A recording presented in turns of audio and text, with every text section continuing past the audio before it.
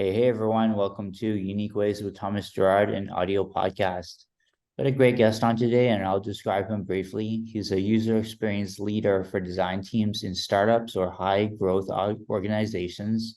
He has experience developing design thinking adoption strategies within organizations, the conception of new product lines, iteratively redesigning existing products to improve engagement through product that led growth, and the implementation of design systems in distributed environments. Please join me in welcoming Patrick Newman. Welcome, Patrick. Hi, glad to be here. Ready for 20 questions? Sure. Great, I've been making notes about them today, so I've been reading through them. great. So question one, tell me a little bit more about yourself. What do you do? So I actually work at a company called Evisort. I'm a VP of user experience and research there. This is the third contract tech company I've worked at in a row. I worked at a company called Knowable, which was more about contract analytics. And before that, it was a company Icertis. I've been involved in a lot of data-driven products.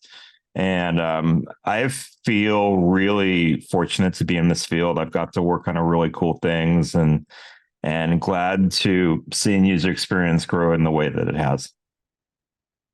Great. And note for our audience, if you like this kind of episode, check out the C-Suite Designer episodes with Rajay Vanderheed and Eric Quint. So number two, what's a key piece of knowledge that makes you different? Well, I'm a lot more data influenced than a lot of other designers.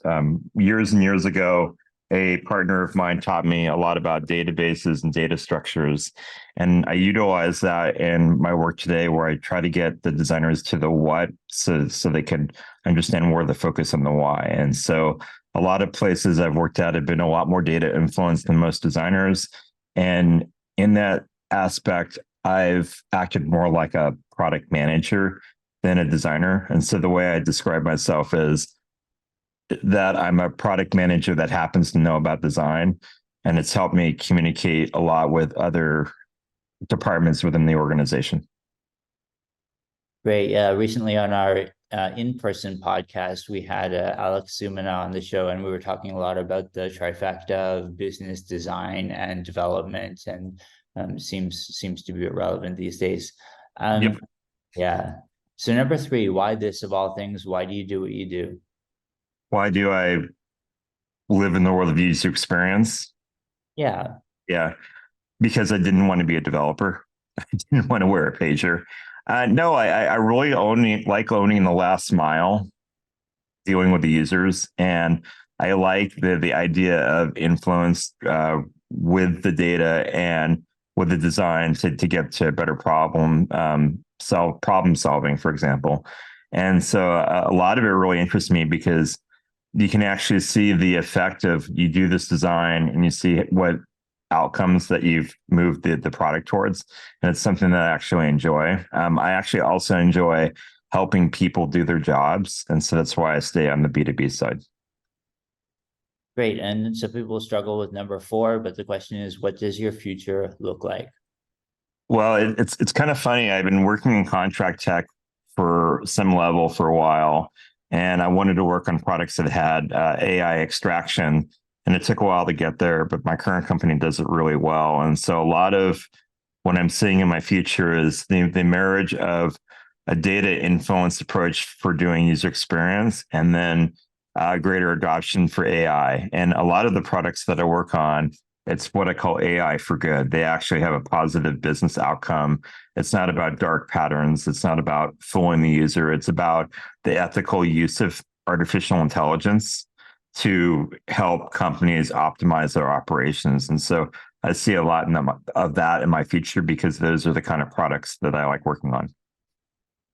Great. Yeah. If you guys are interested in AI episodes, there's a great episode with Dr. Philippe Pasquier, who runs the AI lab at Simon Fraser University here in Vancouver. That was a great one. So number five, let's talk about location. How does the notion of place play into what you do? Well, how would you define place? I think it's a very multi area, let's call it. We can talk about the geographic place. We can talk about the notion, the less physical place, more of the conceptual place. Well, we'll talk about the physical place. One of the things I've discovered is that I'm fairly introverted. I'm classic INTP. However, I do need people around to see how they interact with things. And so for most of the last 15 years of my life, I've lived in what I call 15-minute cities. Basically everything that I need is within 15 minutes walking of where I am. And I like that because I get to see a lot of people and I get to see how they interact with, software, with physical spaces, how they talk in environments and everything. And so, I've always joked that I've wanted to live either in the middle of, a small town somewhere, or that I've wanted to live in the middle of cities. And so right now I'm living in the middle of Seattle, for example. I'm a few blocks from Pike Place, and it helps me observe people in their native environments. Great. Six, if you had to start from the beginning, what advice would you give your former younger self? I wish I would have finished my college degree when I got started. I dropped out of college a few times, but I was really focusing on journalism towards the end because I enjoyed the storytelling. I thought I would be a journalist. That didn't go very well. I mean, you see what's happening with the field today. But a lot of that storytelling really helps me in my day job and what I learned back then. And so I wish I would have gone all the way through to eliminate some of the imposter syndrome and also to gain a little bit more knowledge. But I felt like I've also learned a lot of it on the job in dealing with different audiences. So you're talking about being job focused. What's a day in your life like? A day in my life. I call myself a professional Zoom call attendee. Typically I'm in 20 to 25 hours a week of Zoom calls, reviewing work, talking with other people in the organization, aligning them, collaborating. A lot of the Zoom calls are, one-on-ones, and then the other ones that are more collaborative, where a group of us get together to review the direction of where we're going. And then, I spent a fair amount of time, doing a little bit of design work because, in today's environment, we're having to be a little bit hands-on. And then I actually help my designers a lot on the research standpoint, where I help them analyze data, focus on the problem statement they're designing for, and using the data to influence that, and actually, in mentoring them on how to do better design. And so that's the day job. What I do during the breaks that I do have is I might walk over to the market, take breaks, watch people, get out in the sunshine. I feel like, and this will be a further question down in the list, I feel like that people have to take breaks in between, so that way they can clear their minds, so they can focus on what they need to do, as opposed to having the constant rhythm of calls. And so that's something that I try to do as part of my daily job.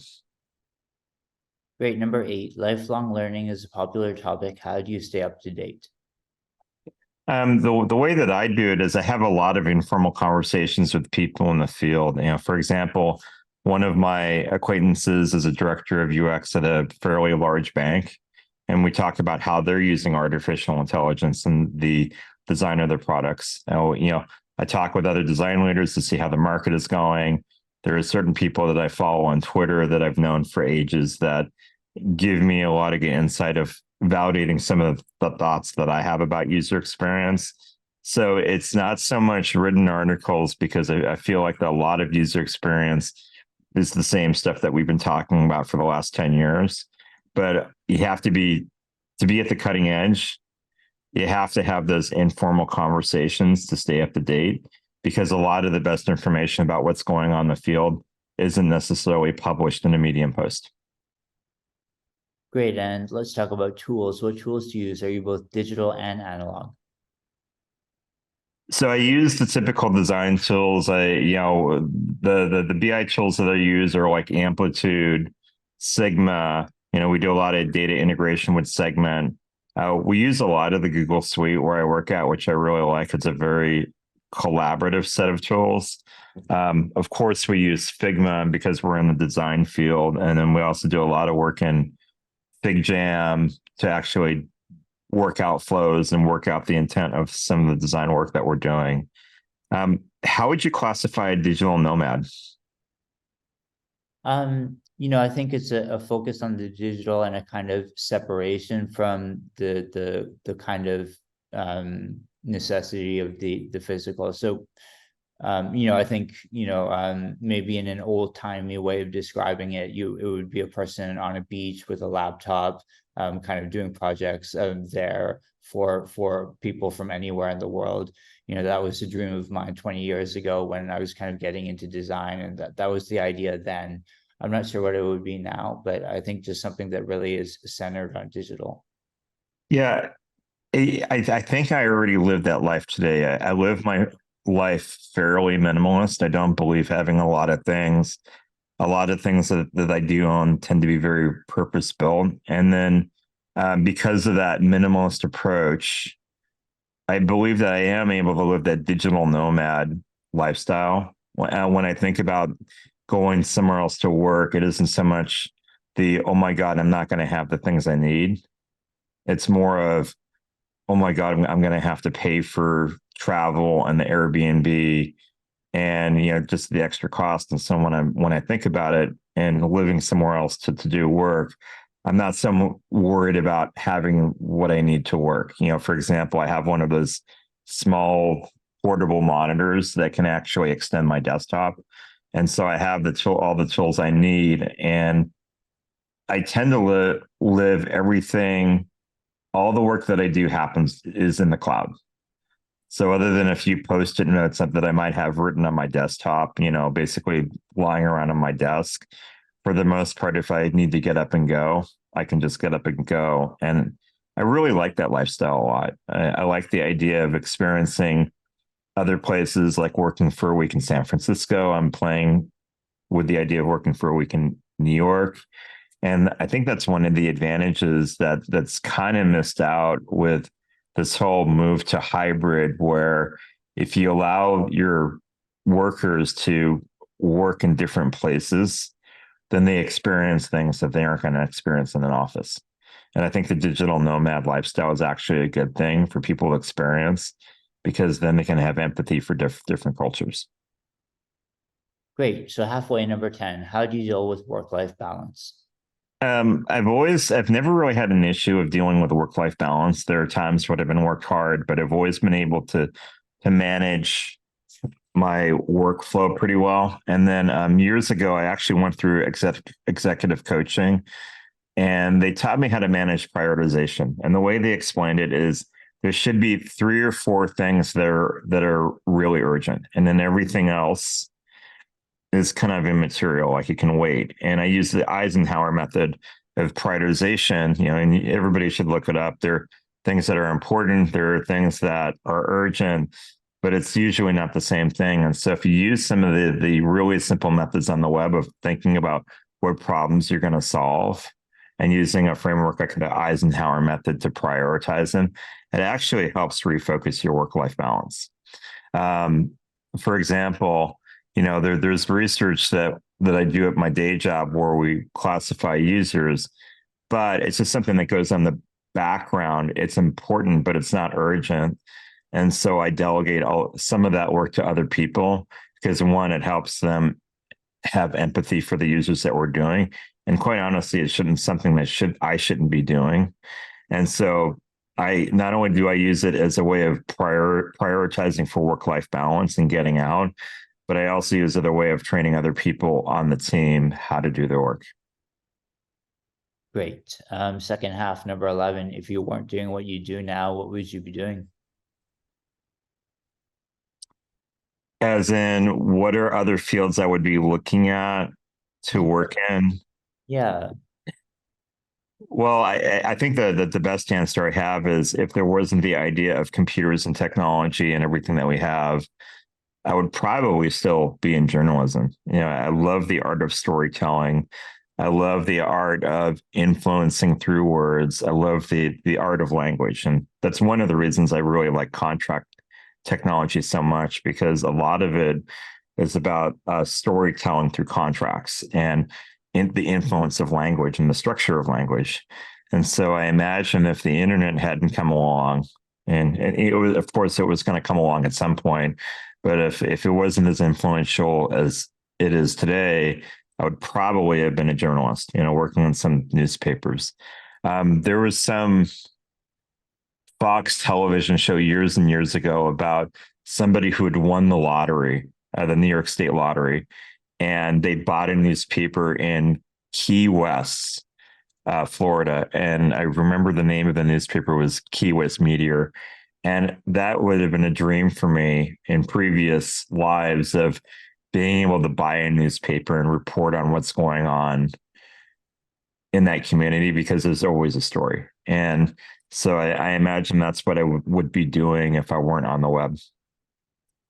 About what would you not like to do with your career? That's a really good question. As in, what are parts of the competency set that I don't like doing?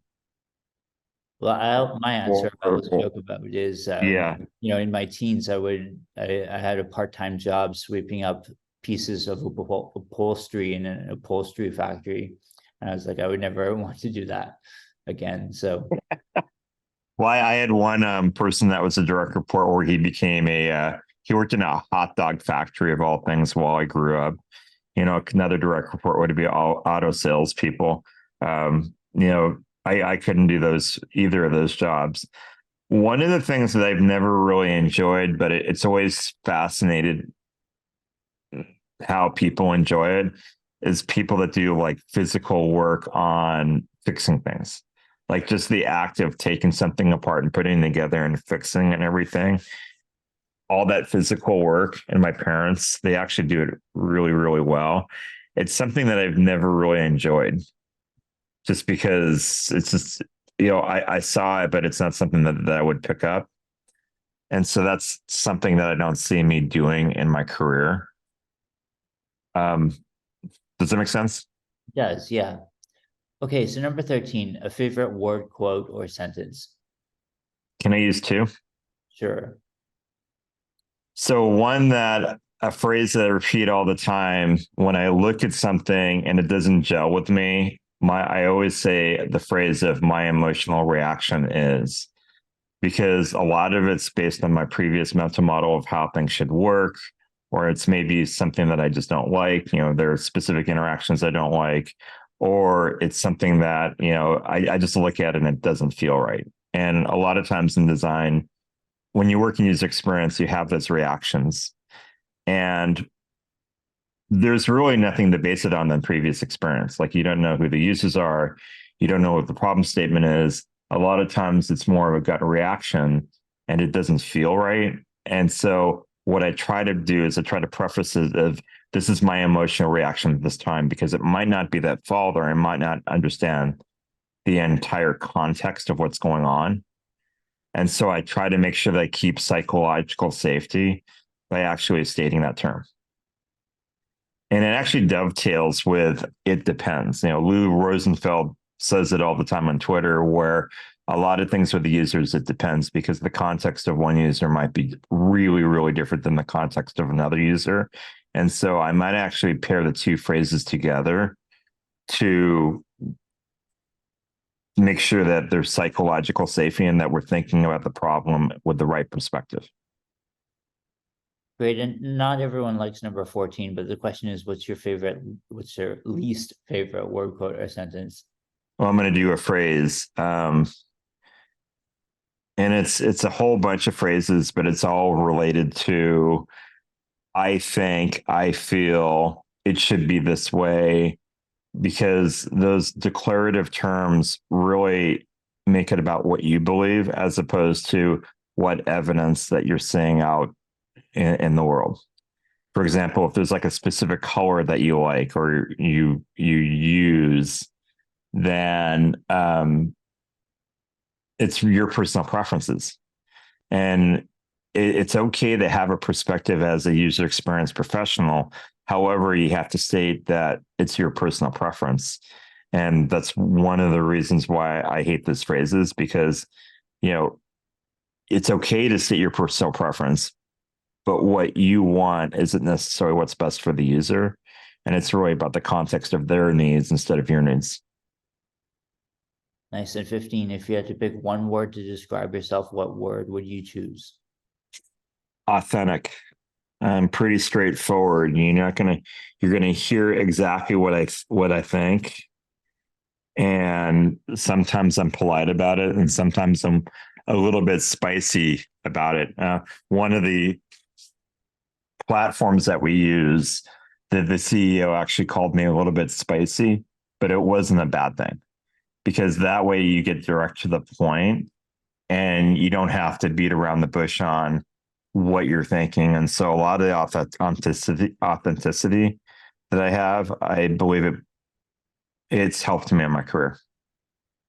What keeps you up at night?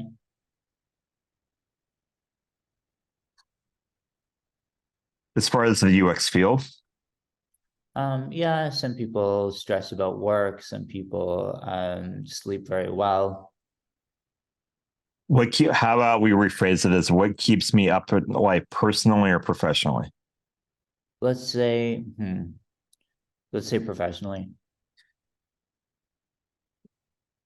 Not much keeps me up at night personally because I feel like I'm situated pretty well in my career, but professionally, with the tech session, and that's what they're calling it, a whole bunch of designers have found out what they were focusing on their job wasn't really their job. There's a really great thread by Thomas Wilson about the state of user experience that we've been talking amongst my friends about where the field's at.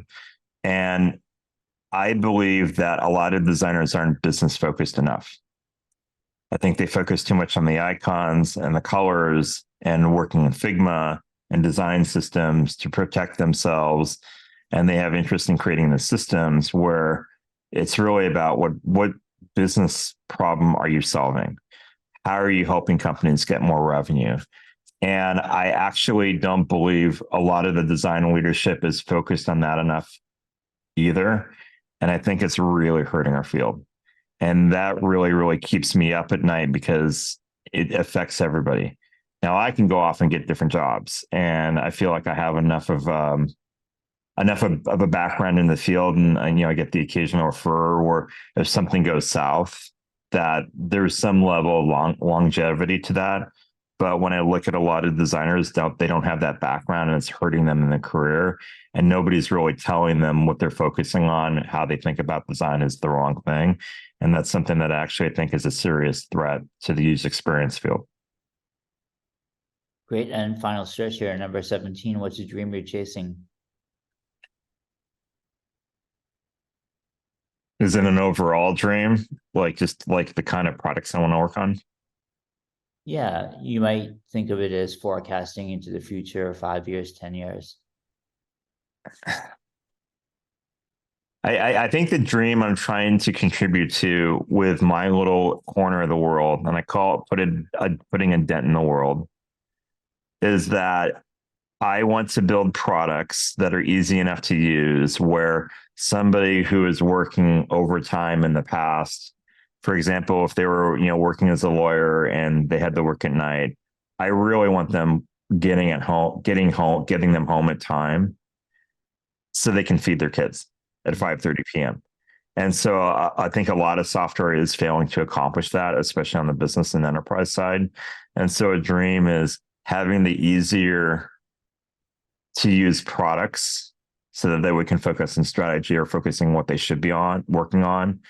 So they're not doing rote tasks, for example, entering stuff into a system that really should be parsed by the users or by the system, for example, where AI is grabbing the data and putting them in, they can do analysis.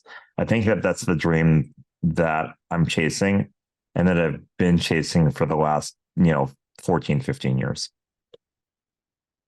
Great. And 18, what inspires you? Professionally, Yeah.